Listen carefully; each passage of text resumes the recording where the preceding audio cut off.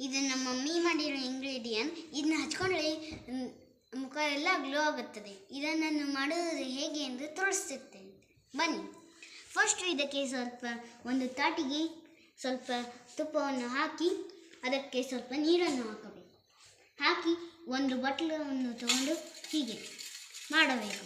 ಮಾಡಿದ ಮೇಲೆ ಈ ರಾಸಾಯನಿಕ ಪದಾರ್ಥ ಬರುತ್ತದೆ. ಇದನ್ನು ಹಚ್ಚಿದರೆ ಎಲ್ಲವೂ ತುಂಬ ಕಾಯಿಲೆಗಳು ದೂರವಾಗುತ್ತದೆ. ಇದನ್ನು ಹಚ್ಚಿ ಒಂದು ಬಾರಿ ನೋಡಿ. ಇದನ್ನು ಹಚ್ಚಿ ತೋರಿಸುತ್ತೇನೆ ಬನ್ನಿ.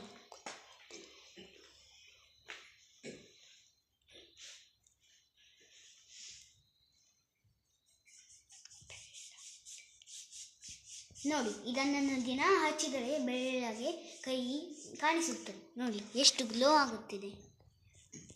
ಇದನ್ನು ನೀವು ಮಾಡಿ ಇದರಿಂದ ತುಂಬ ಅವಶ್ಯಕತೆ ಆಗುತ್ತದೆ.